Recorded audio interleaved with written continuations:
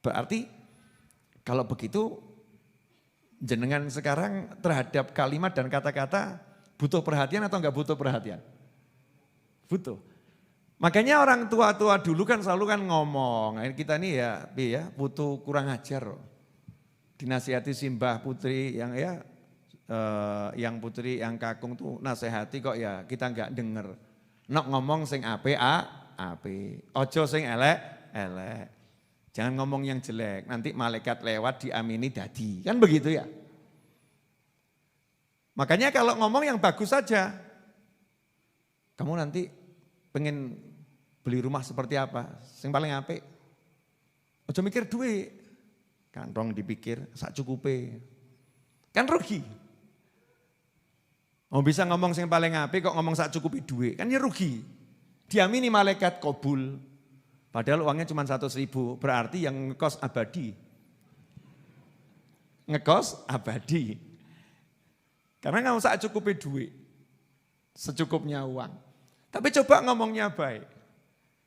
Kamu nanti pengen jadi apa? Orang yang bahagia dalam segala keadaan sampai jannah. Enak toh ya? Kamu pengen jadi apa? Gak muluk-muluk.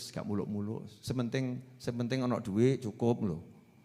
Bisa ngomong yang enak kok, ngomong yang gak muluk-muluk gitu ya. Kata-kata hati-hati. Nah ini banyak kalau kita teliti hidup kita ini, amburadul gara-gara kata-kata kita sendiri. Assalamualaikum warahmatullahi wabarakatuh. Selamat datang di channel Mutiara Muhibbin. Dukung terus channel ini agar terus berkembang dengan cara like, komen, dan share ke teman-teman kalian. Dan jangan lupa subscribe, serta nyalakan loncengnya agar Anda dapat notifikasi video terbaru dari kami. Terima kasih. Al-Fatihah.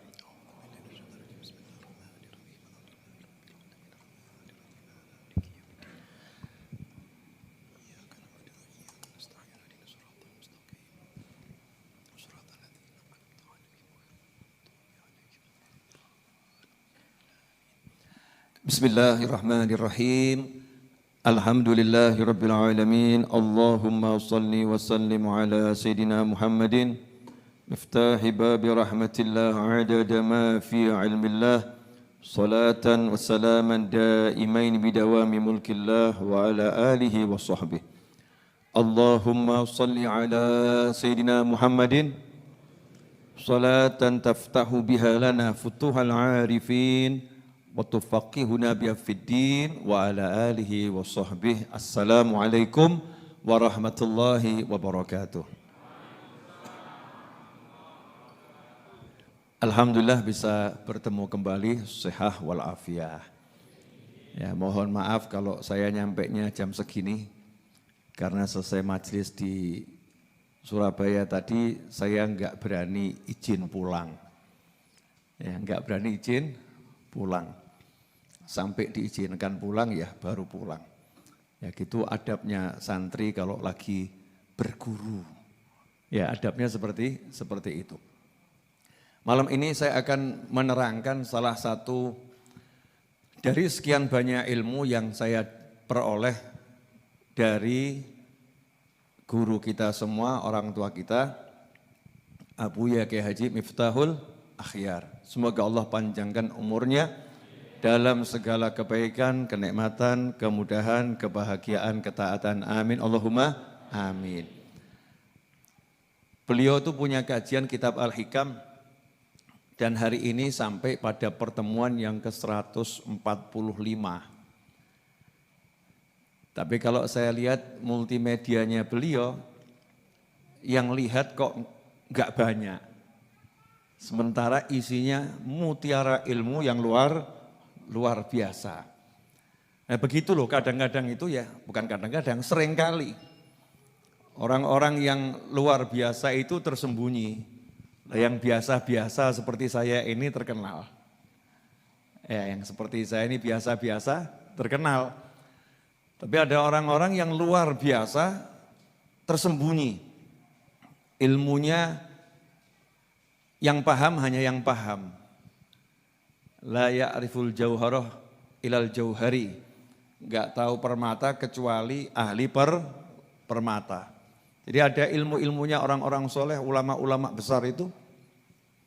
Sayang kalau tidak disampaikan lagi dan tidak diajarkan karena ilmunya luar biasa. Contohnya ini, satu ini saja. Insya Allah karena saya barusan selesai nyopir dari kilometer 720 sekian sampai depan UNS itu ada pertigaan, berhenti di situ, lanjut naik motor. Ya biar nyampe sininya cepat. Naik motor ambil wudhu, terus duduk di sini mau sharing ilmu. Ya mau sharing ilmu. Nah ini judulnya saya kasih judul sendiri tentang licik dan pintarnya iblis. Licik dan pintarnya iblis. Ini bisa nanti dicek di kajiannya Abuya Miftahul Akhyar Jumat yang lalu. Pertemuan 144. Nanti ada di dalam situ penjelasan yang lebih luas. Saya cuma ambil bagian ini saja. Faedah ya. Mudah-mudahan manfaat buat saya dan antum semua serta seluruh umat Islam dimanapun berada dan kapanpun berada. Amin. Allahumma amin. Iblis itu ketika dilaknat,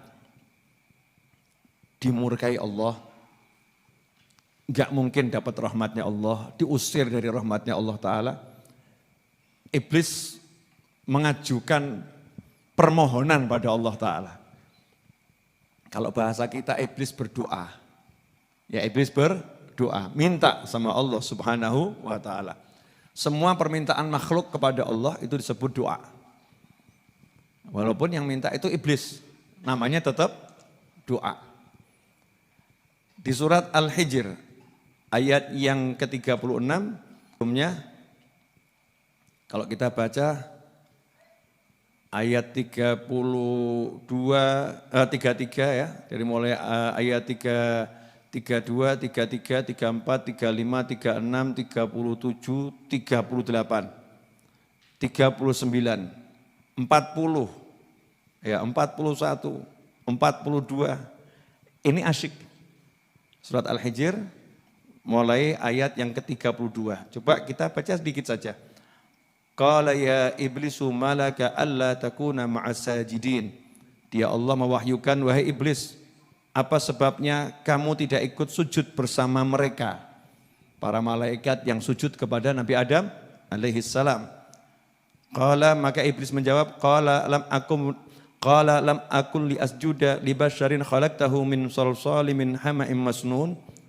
Iblis berkata, aku sekali-kali tidak akan sujud kepada manusia yang engkau telah menciptakannya dari tanah liat kering, dari lumpur hitam yang diberi bentuk.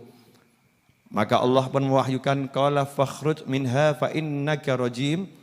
Dia Allah mewahyukan, kalau begitu keluarlah dari surga karena sungguhnya kamu terkutuk. Ayat yang ke-35, wa inna 'alaikal la'nata ila yaumiddin, dan sesungguhnya kutukan itu tetap menimpamu sampai hari kiamat. Jadi selama-lamanya dikutuk oleh Allah Subhanahu wa Ta'ala. Disitulah kemudian iblis berdoa. Ayat 35 surat Al-Hijr. Qala rabbi fa'anzirni ila yaumi yub'atsun. Ya iblis berkata, duhai Tuhanku, kalau begitu maka berilah penangguhan kepadaku sampai hari manusia dibangkitkan. Jadi iblis minta penangguhan, penahanan. Ya, penangguhan siksa. Jangan siksa sekarang, tolong ditangguhkan. Ya, izinkan saya hidup sampai hari kebangkitan. Ini loh liciknya iblis. Ya, liciknya iblis. Jadi iblis tidak mau mati. Iblis tidak mau mati. Karena hari kebangkitan itu hari dimulainya kehidupan kembali. Sebelumnya hari apa? Sebelum hari kebangkitan namanya? Hari kiamat. Kiamat semua dimatikan oleh Allah Subhanahu wa Ta'ala. Nah iblis pinter. Pinter tapi licik ya. Ya pinter tapi licik. Karena iblis paham nanti kiamat semua mati, maka iblis tidak mau mati. Ya iblis tidak mau mati. Karena itu iblis minta tolong tangguhkan penyiksaan saya sampai nanti hari kebangkitan. Artinya hidupkan saya terus ya Allah sampai hari kebangkitan. Kalau doa iblis ini dikabulkan oleh Allah Ta'ala sesuai maunya iblis, maka iblis tidak mati. Yang lain mati, nanti iblis tidak mati. Tapi jangan lupa, ini iblis enggak berhadapan dengan saya atau Anda, kita-kita. Ya, berhadapan dengan Allah Subhanahu wa Ta'ala yang maha mengetahui kelicikan yang paling licik, yang paling tersembunyi. Allah maha tahu. Allah maha mengerti. Coba kalau jenengan sama saya enggak diterangkan sama Kiai Miftahul Akhyar, enggak paham. Ini saya jadi paham begini karena dapat ilmu dari Kiai Miftahul Akhyar. Betapa liciknya iblis. Ya, betapa liciknya iblis. Enggak mau mati, minta hidup sampai hari kebangkitan. Maka Allah Ta'ala menjawab, qala fa innaka minal munzarin. Allah mewahyukan, baiklah, maka sesungguhnya kamu termasuk yang diberi penangguhan, koma. Ya, diberi penangguhan. Tapi tidak seperti yang kamu mau. Kamu maunya kan sampai hari kebangkitan. Allah memberi jawaban yang mematahkan keinginan iblis tersebut dengan kalimat Allah, ila yaumil waqtil ma'lum, sampai hari yang telah ditentukan. Ya sampai kiamat saja. Kiamat kamu ya ikut mati. Enggak boleh kamu hidup sampai hari kebangkitan. Kamu kiamat seperti yang lain mati dulu. Semuanya mati. Nah kita lihat ini. Sama Allah Ta'ala saja iblis itu berusaha ngakali Gusti Allah. Sama Allah Ta'ala saja iblis itu berusaha untuk menyiasati agar Allah itu enggak ngerti begitu ya. Agar Allah itu bisa dikerjain sama iblis itu. Berusaha seperti itu sama Allah kan, nekat atau super nekat ya. Super nekat luar biasa. Nah kalau sama Allah saja iblis itu nekatnya seperti itu. Lah kira-kira sama kita seperti apa? Makanya jangan merasa aman dari tipu daya iblis dan bala tentaranya. Jangan pernah merasa aman dari bala tentaranya iblis. Dari tipu dayanya. Walaupun wujudnya baik. Tadi itu permintaannya iblis baik atau enggak baik itu? Baik.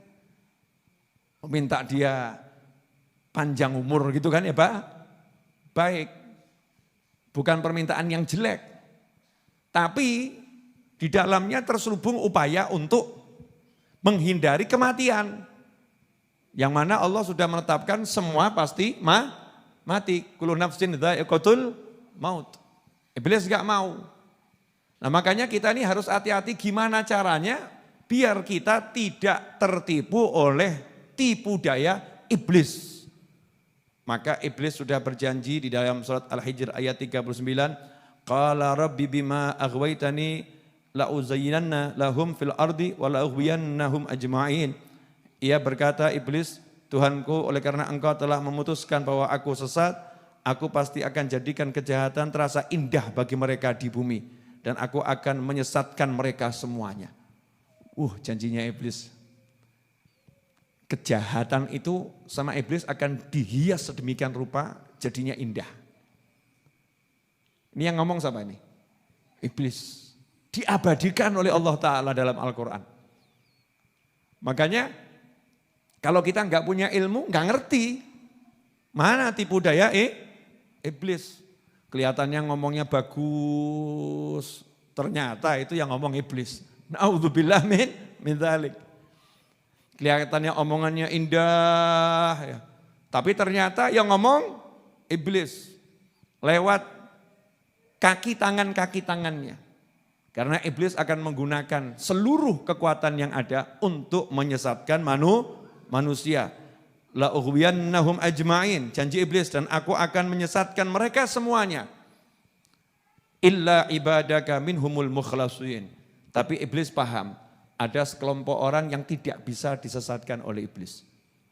Iblisnya takut kalau berhadapan dengan mereka. Makanya diumumkan dulu sama iblis. Illa, kecuali ya Allah, hamba-hambamu yang terpilih di antara mereka. Semoga kita termasuk di dalamnya. Amin, Allahumma amin.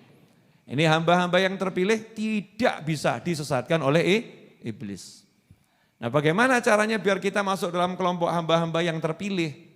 Ya al-ilm, cari ilmu. Karena iblis itu tersungkur gara-gara gak mau menghargai ilmu. Iblis itu terlaknat gara-gara tidak mau menghargai ilmu. Nabi Adam alaihissalam itu mendapatkan kemuliaan, iblis, malaikat semua suruh sujud pada Nabi Adam karena Nabi Adam punya ilmu. Malaikat disuruh nyebutkan nama-nama benda yang ada saat itu, malaikat nyerah, enggak tahu. Nabi Adam alaihissalam diperintah sama Allah Ta'ala, tiba-tiba tahu. Maka disuruh sujud semua kepada Nabi Adam alaihissalam. Iblis enggak mau. Ya, enggak mau. Enggak mau sujud kepada manusia yang diberi kemuliaan ilmu. Makanya kalau kita mau selamat dari tipu daya iblis, syarat nomor 1 apa? Punya ilmu. Cari ilmu. Enggak ada makom, enggak ada pangkat, enggak ada derajat, enggak ada sesuatu yang lebih mulia daripada ilmu. Ilmu ini adalah sesuatu yang paling hebat. Sesuatu yang paling mulia. Upaya mendapatkan ilmu, upaya mencari ilmu, semuanya itu adalah kemuliaan. Ya, semuanya adalah kemuliaan. Ikhwani rahimakumullah. Kemudian ada hamba-hamba yang mukhlasin, terpilih, dijadikan ikhlas sama Allah Ta'ala. Dari sekian banyak dipilih sama Allah, dijadikan bersih, dijadikan ikhlas, dipilih sama Allah Subhanahu wa Ta'ala. Nah, kalau kita pengen selamat, ya kita cari ini hamba-hamba yang mukhlasin. Dekati mereka, dekati beliau-beliau. Kalau kita dekat sama orang-orang yang selamat, maka kita akan selamat. Tapi kalau udah jelas ruwet kok dideketin, nah sudah jelas gak beres kok dideketin. Kitanya beres, deket-deket sama gak beres. Alih-alih nyeret, akhirnya keseret. Gini, kita kurang pandai berenang, mau nolong orang tenggelam di tengah laut. Kemungkinan besar tertolong atau ikut tenggelam. Ikut tenggelam. Lawang yang ahli saja belum tentu bisa, ya, apalagi yang setengah ahli. Makanya jangan gaya, oh saya dekatin itu yang begitu-begitu, mau saya selamatkan. Menyelamatkan itu caranya banyak. Nah, deketin itu butuh kemampuan dan kekuatan ilmu yang luar biasa. Alih-alih kamu menyelamatkan, nantinya akhirnya jadi kamu yang butuh diselamatkan. Ya naudzubillah min dzalik. Karena itu hati-hati. Kemudian yang kedua, yang saya dapatkan dari perjalanan beberapa waktu. Ya, selama bulan Maulid saya keliling-keliling gitu. Saya dapat sesuatu yang asyik. Iblis itu kalahnya sama kata-kata. Kalahnya sama kalimat. Tapi kalimat yang muncul dari hati yang percaya kepada Allah Subhanahu wa Ta'ala, percaya kepada baginda Muhammad sallallahu alaihi wasallam. Sebagai penutup kajian malam hari ini, judulnya adalah kekuatan kata-kata. Kalau ada orang bilang, bagaimana mungkin dengan 2 kalimat syahadat kok bisa masuk surga? Kok mudah masuk surga hanya mengucapkan 2 kalimat syahadat. Yang enggak mengucapkan 2 kalimat syahadat enggak masuk surga. Ada kan yang ngomong seperti itu. Ini namanya permainan kata-kata. Selalu saya katakan agama bukan permainan kata-kata. Agama itu adalah data. Data yang dibawa langsung oleh utusannya yang maha kuasa. Dibawa langsung oleh Allah Subhanahu wa Ta'ala. Maka permainan kata-kata manusia, siapapun manusianya, pinternya seperti apapun, gak kepake kalau berhadapan dengan data. Data yang berasal dari Allah Subhanahu wa taala dibawa langsung oleh Nabi Muhammad sallallahu alaihi wasallam. Jadi kalau data mengatakan siapa tidak punya la ilaha illallah Muhammadur Rasulullah SAW tidak akan masuk surga, maka kata-kata kita sehebat apapun tidak bisa merubah itu. Ya nggak bisa merubah itu. Contoh yang sederhana saja. Kamu telepon ke CS. CS itu apa? Customer Service. Sebuah bank di negara yang kita cintai. Halo, selamat siang, pasti ditanya dengan siapa saya berbicara. Betul kan ya? Cocokkan identitas dulu. Selesai itu tanya, ada apa Pak? Masalahnya apa? Kita jawab, ATM saya keblokir. Maka nanya itu CS-nya, kenapa Bapak kok keblokir? Tadi saya salah masukkan password 3 kali berturut-turut. Kita protes ini judulnya. Lawang password saya sendiri, yang salah saya sendiri, kok ATM saya diblokir. Emangnya salah apa ATM saya? Kan ATM saya nggak salah apa-apa. ATM saya nggak melakukan kejahatan. Kenapa diblokir? Yang salah ya saya sendiri. Mestinya kan salahnya ribuan kali nggak jadi masalah. Nih namanya main kata-kata. CS-nya bawa data. Menurut peraturan perbankan di bank kami, sistem kami, siapa salah masukkan password 3 kali otomatis terblokir. Saya mau nanya, kamu pakai kata-kata selama 200 hari bisa enggak ngerubah ini? Enggak bisa. Enggak bisa. Ini baru urusan bank. Untuk hal yang kecil, hebatnya kamu berkata-kata tidak bisa merubah fakta. Faktanya, peraturannya, kalau kamu 3 kali berturut-turut salah password, salah PIN, maka diblokir. Betul atau betul? Oke, ini contoh yang sederhana. Sekarang saya kasih contoh yang nyata dalam kehidupan beragama. Dalam kehidupan beragama ada yang namanya pernikahan, ada yang namanya perzinaan. Sekarang saya mau nanya, bedanya zina sama nikah apa? Ada pasangan, pria dan wanita, diridhoi oleh orang tuanya, diridhoi oleh masyarakat kampungnya, tapi tidak melakukan pernikahan. Namanya apa? Apa Bu? Kumpul yang keras, kumpul, ya itu bahasa paling halus. Bahasa paling halus namanya kumpul kebu. Jadi mirip sama? Masya Allah. Padahal yang laki diridhoi orang tuanya, yang perempuan diridhoi orang tuanya, masyarakat kampung itu tidak mempermasalahkan hubungan keduanya. Tapi enggak nikah. Itu namanya nikah atau zina? Kalau sampai terjadi perzinaan, nikah atau zina? Zina. Betul? Kenapa terjadi zina? Lawang orang tuanya ridho.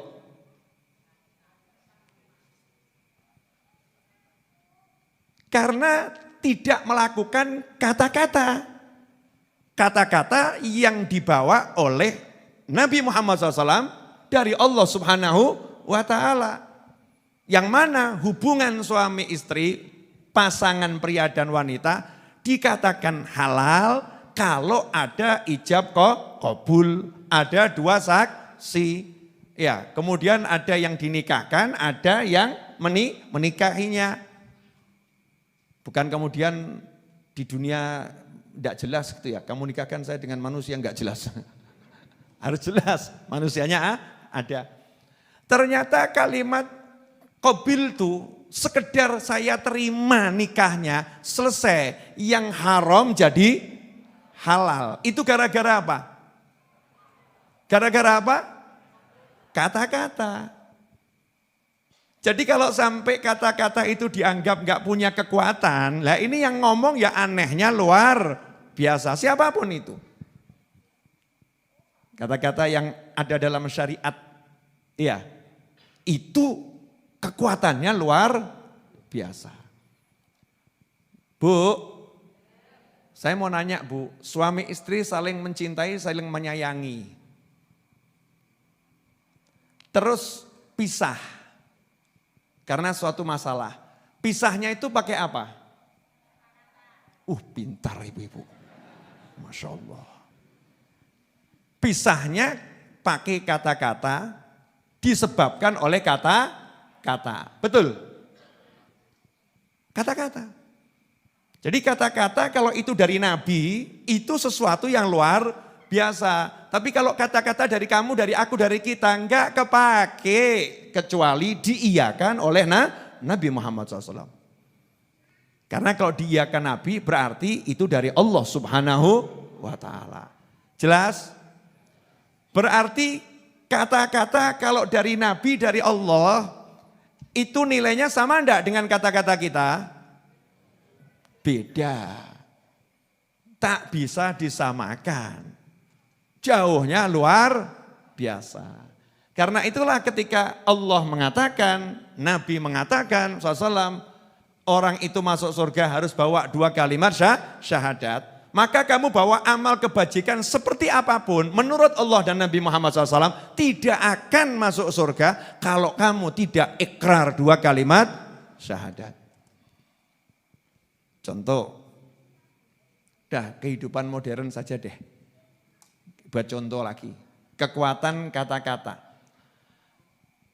Itu kan ada teknologi sekarang kalau mau buka handphone itu pakai sidik jari ya.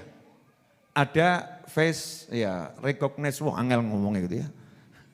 Mencocokkan wajah. Ada juga yang pakai kata-kata. Pakai kata-kata. Buka. Kalau kata-kata yang disimpan itu tidak sama, enggak mau buka. Misal, kok perintahnya itu buka HP.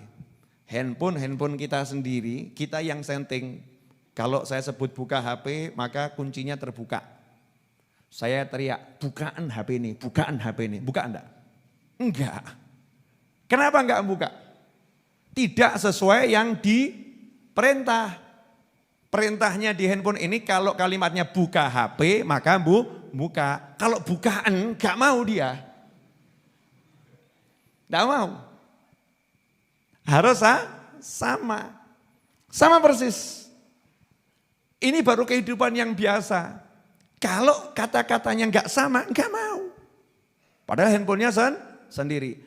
Apalagi mau masuk surganya Allah Ta'ala. Kamu meremehkan kata-kata enggak penting. Emangnya kamu Tuhannya? Emangnya kamu yang buat surga? Emangnya kamu yang ciptakan neraka? Emangnya kamu yang ciptakan segala-galanya? Lalu Allah yang menciptakan segala-galanya bilang syaratnya itu kok kamu ngeyel. Cuman kata-kata kok bisa. Nah kalimat ini terbantahkan juga dengan kata-kata. Ternyata kata-kata itu punya makna yang luar biasa.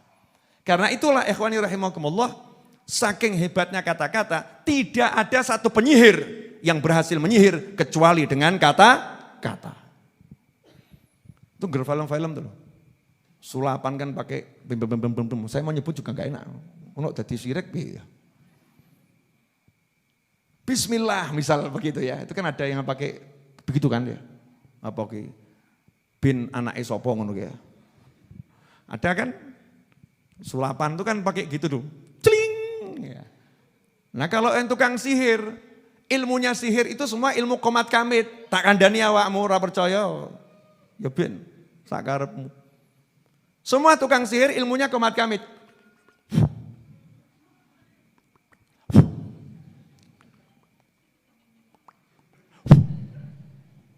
Yang meniup dibuhul, yang bilang siapa? Allah Subhanahu wa ta'ala. Lah niupnya apa? Komat kamit dulu, baca mantra. Mantranya luar biasa, pakai pol gitu ya. Makanya kalau jenengan lihat film-film khayalannya orang-orang itu loh ya. Buka gerbang besar modelnya komat kamit. Buka. Betul atau betul? Itu kekuatan kata. Lah nanti kamu tuh buka gerbangnya jana dengan la ilaha illallah Muhammadur Rasulullah SAW. Buka. Lalu surga ini mbok bengoki, aku wong apik nutup. Passwordnya bukan itu. La ilaha illallah Muhammadun Rasulullah SAW. Jadi kata-kata ini punya kekuatan yang luar biasa. Tukang sihir nyihir pakai kata-kata. Mau ritualnya model apapun, nanti ujungnya kata-kata, kalimat. Pelajari ini. Makanya Islam itu punya ikatan yang kuat ajarannya dengan kata-kata. Sholat, coba jenengan sholat nggak mau mengucap, sah enggak itu? Saya mau sholat tapi nggak mau mengucap.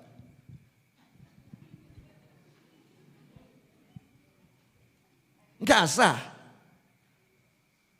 Yang diucapkan juga ada aturannya, betul? Wah saya mau sholat, ngapain ya sholat cuman baca Al-Fatihah. Nggak mantep dah, Fatihah saya ganti saja Al-Baqarah. Enggak baca Al-Fatihah, baca surat Al-Baqarah. Enggak baca Al-Fatihah, baca surat Al-Baqarah. Bagus enggak baca Al-Baqarah?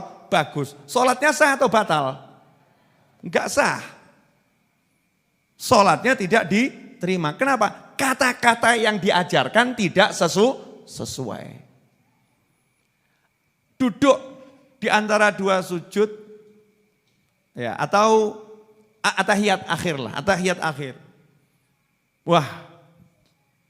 Pakai at-tahiyatul mubarakatus sholawatut thayyibatulillah kurang keren. Mau ngarang yang baru saja. Allahumma ya Allah salamun alaikum. Tambah giladrah awakmu.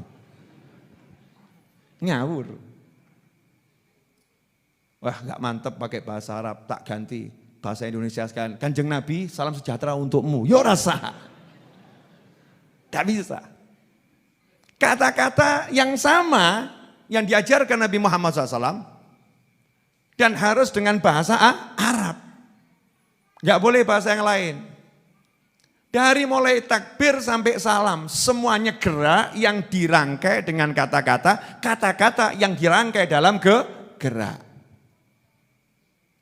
Baru ngeh. Ya, baru mulai ya ternyata semuanya kata-kata ya. Karena itulah dikatakan senjata terhebat mukmin adalah ad-du'a. Ad-du'a silahul mukmin. Doa itu senjatanya mukmin. Lah kamu mau ngadepi iblis pakai apa? Iblis, ngambil tameng untuk menghadapi iblis. Kapten Amerika. Yora ngakak iblisnya. Duduk. Gak bisa. Sampai-sampai iblis lewat anak buahnya yang namanya setan membocorkan rahasianya iblis. Iblis setan tidak bisa mendekati seorang hamba yang ketika dia mau tidur mengucapkan kata-kata tertentu. Dan kata-kata itu adalah ayat kursi. Siapa mau tidur baca ayat kursi, yang ngomong ini setan loh ya. Setan yang ngomong dan itu diiyakan oleh Nabi Muhammad SAW. Artinya ilmunya setan ini betul menurut Nabi Muhammad SAW. Sehingga menjadi ketetapan Nabi, menjadi sunnah Nabi. Meskipun asalnya setan yang ngomong. Betul itu, betul. Siapa yang mau tidur baca ayat kursi tidak akan didekati setan sampai pagi. Wah, berarti kalau menghadapi setan modalnya apa? Ayat kursi. Cuman yang dibaca pakai hati yang yakin, hati yang percaya. Maka kata-kata ini akan jadi. Ya, menjadi sesuatu. Ad-du'a silahul mu'min. Doa itu senjatanya mukmin. Karena itulah kalau kita perhatikan ajaran Nabi Muhammad SAW semuanya dirangkai dengan doa. Mau masuk kamar mandi, doa. Keluar kamar mandi, doa. Mau duduk, doa. Bangun dari duduk, doa. Duduk di kendaraan, doa. Kendaraannya jalan, doa. Mau makan, doa. Selesai makan, doa. Sampai-sampai mau sama istri, sama suami juga doa. Masuk pasar, doa. Keluar pasar, doa. Masuk rumah, doa. Keluar rumah, doa. Semuanya itu. Haji, ya, itu rangkaian gerakan yang diiringi dengan doa. Masya Allah. Kata-kata yang begitu banyak di dalam ajaran Nabi Muhammad SAW. Apa itu rahasianya? Nah, ternyata kata-kata itu adalah jelmaan jiwa. Kata-kata itu jelmaan jiwa, ungkapan hati. Engkau tidak bisa mengungkapkan isi hatimu kecuali dengan kata-kata. Contoh gini, Ustadz Iis mau bilang sama calon mertua, Ustadz Iis ya, dicatat betul, Ustadz Iis bukan saya, Ustadz Iis. Mau bilang sama calon mertua tentang anaknya. Bapak calon mertua, ibu calon mertua, sungguh aku cinta dia. Ketika Ustadz Iis bilang begitu, sungguh aku cinta dia. Itu kan di balik kata-kata itu ada hati yang ikut bersama kalimat tersebut. Betul atau betul?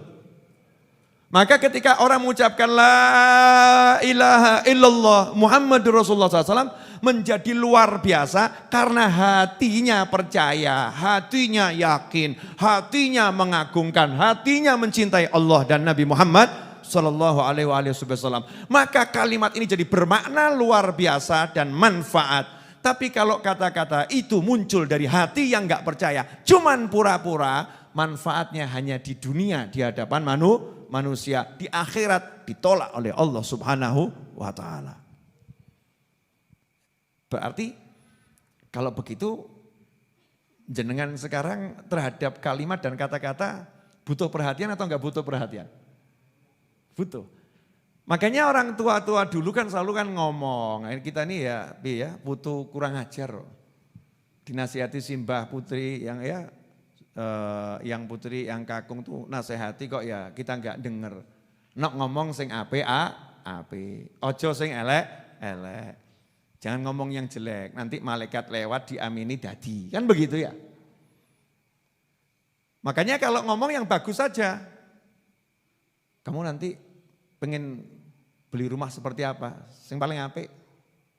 Ojo mikir duit. Kantong dipikir sak cukupe. Kan rugi.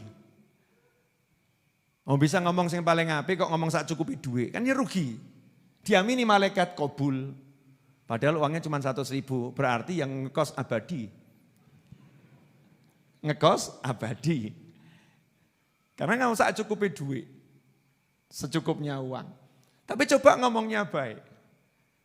Kamu nanti pengen jadi apa? Orang yang bahagia dalam segala keadaan sampai jannah. Enak tuh ya. Kamu pengen jadi apa? Gak muluk-muluk, gak muluk-muluk. Sepenting ono duit cukup loh. Bisa ngomong yang enak kok, ngomong yang gak muluk-muluk gitu ya. Kata-kata hati-hati.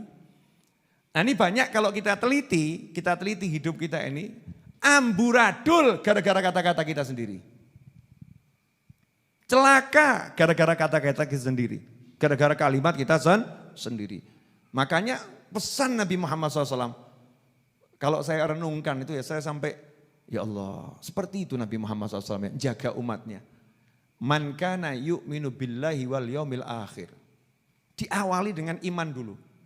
Siapa yang percaya sama Allah dan hari akhir? Kamu percaya sama Allah kan? Kamu percaya sama hari akhir kan? Percaya sama Allah, percaya sama hari akhir. Artinya Nabi SAW pengen ngasih tahu apa yang akan disampaikan Nabi SAW ini kaitannya erat dengan hal-hal yang tidak kasat mata, enggak kelihatan mata, dengan iman. Kaitannya dengan iman. Falyaqul khairan, ngomong sing apik. Hati-hati gitu loh ya, kalau bahasa bebasnya hati-hati. Jangan sembarangan ngomong. Falyaqul khairan, ngomong sing apik. Bicara yang bagus-bagus. Bicara yang bagus. Au liyasmut. Kalau nggak bisa ngomong yang bagus, diam saja. Nah kita kan enggak. Ngumbar kalimat gak jelas, ngumbar kalimat gak bagus, diumbar saja. Peringatan Nabi nggak didengar. Siapa iman sama Allah dan hari akhir, ngomong sing apik. Maka saya pengen sahabat saya dimanapun berada, yuk kita mujahadah ngomong apik. Gampang toh? Kira-kira gampang atau susah? Maaf ya, maaf. Bicara itu pakai lidah saya, kalau saya pakai lidah saya atau pakai lidah orang lain? Lidah saya sendiri. Antum kalau bicara pakai mulut antum atau mulutnya orang lain? Mulut antum sendiri. Jadi kita tidak suruh megangi mulutnya orang lain. Aduh ngomong elek, enggak. Suruh megangi mulut kasih. Makanya sama Allah Ta'ala sampai dikasih ujian namanya corona. Corona, 2 tahun.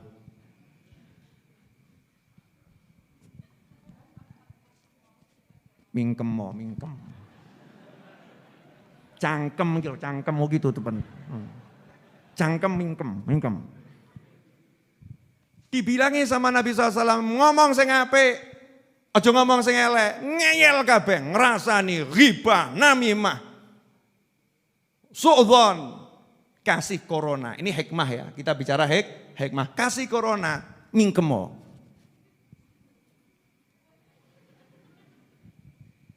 Masya Allah. Ini kan pelajaran. Ya, pelajaran yang luar biasa. Apa perlu didatangkan yang lebih ngeri dari corona? Ben mingkem kabeh.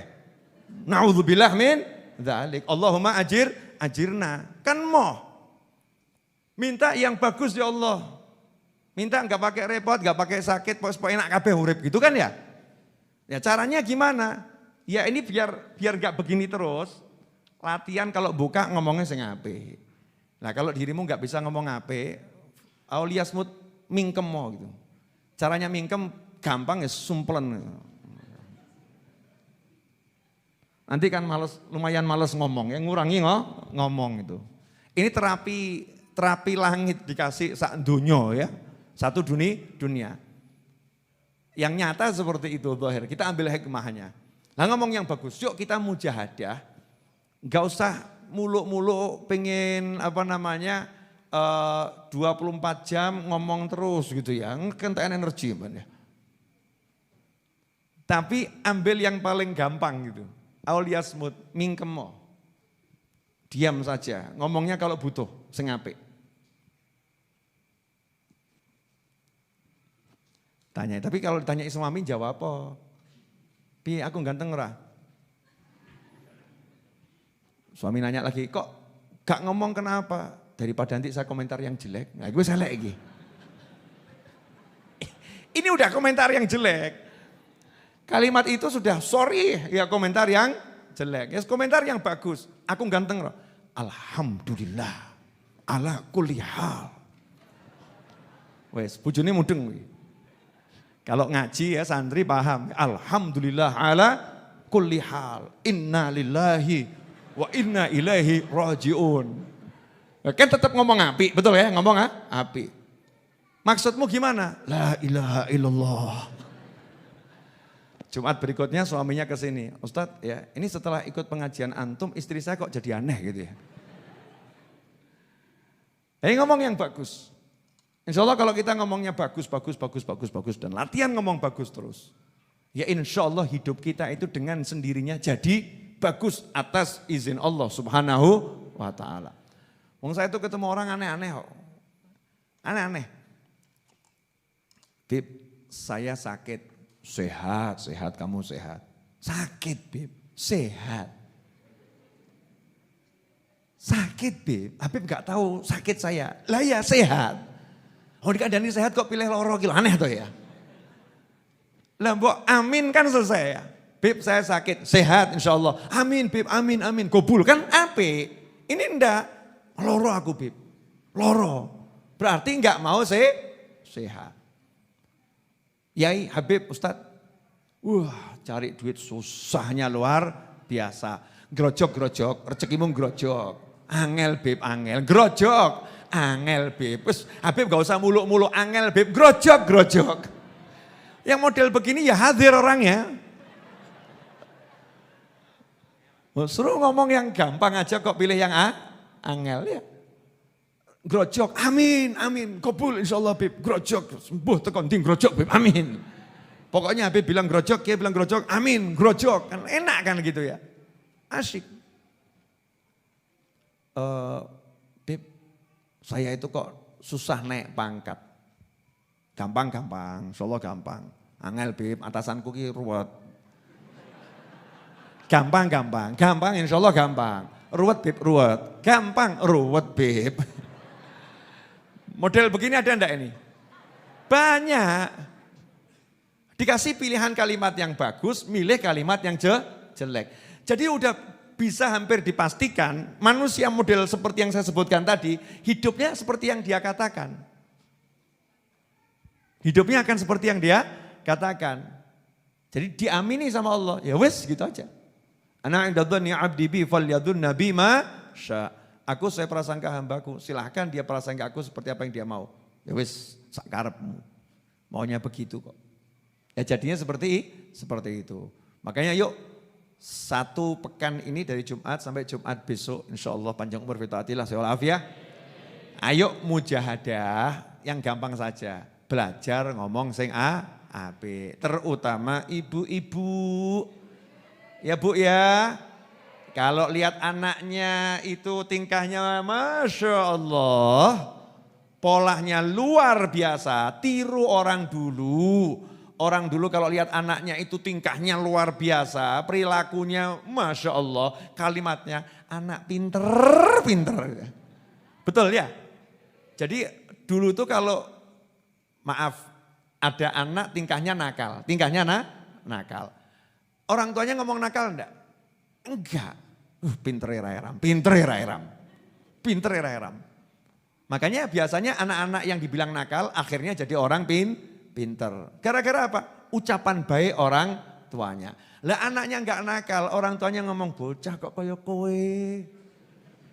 Mumet mbokmu ki. Ya akhirnya sampai mati ya mumet sama anaknya. Hadir orangnya. Moga-moga sadar. Mbok dirubah, anak lucu Masya Allah, seneng mbokmu seneng ya. Walaupun ki loro gitu ya, seneng gitu. Kalimat itu subhanallah mampu dengan izin Allah merubah gitu loh. Kalimat baik. Saya kalau enggak nerangkan dari awal tadi kan mungkin enggak masuk di kepala ya. Jadi kalimat itu ternyata punya kekuatan yang luar biasa. Makanya pilihan kata dan kalimat kita itu sangat mempengaruhi alur kehidupan kita. Dengan izin Allah semua ya biiznillah. Tapi kan Allah udah buat aturan. Kamu begini. Sampai Kanjeng Nabi ngomong loh. Nah awakmu iman be Gusti Allah, iman be hari akhir, ngomong sing apik. Gak iso meneng wae. Ini kan sesuatu yang luar biasa. Dah jazakumullah khairan. Mudah-mudahan berkah manfaat. Amin. Mari kita tutup dengan doa yang biasa kita baca. Allahumma salli wa sallim ala Sayyidina Muhammadin miftahi babi rahmatillah adada ma fi ilmillah salatan wa salaman daimain bidawami mulkillah wa ala alihi wa sahbihi. Allahumma ij'al fi ta'atika farahi wa sururi wa fi mardatika jami'a umuri. Allahumma ya alim bihalati ومطلع على سرائري ونياتي اقضي جميع حاجاتي واغفر ذنوبي وسيئاتي وتجاوز عن خطيئاتي وزلاتي وتقبل جميع حسناتي وسامحني فيما مضى وما يأتي واكتبني في ديوان ساداتي واسلك بي سبيل نجاتي في حياتي ومماتي. Allahumma inni tami'un fi atak, raghibun fi ridak, mustaslimun li qadak, faktubni min awliyak, wasluk bi sabila hudak, wa alhiqni bi asfiyak, wa sallallahu ala sayyidina Muhammadin wa alihi wa sahbihi wasallam, walhamdulillahi rabbil alamin, amin.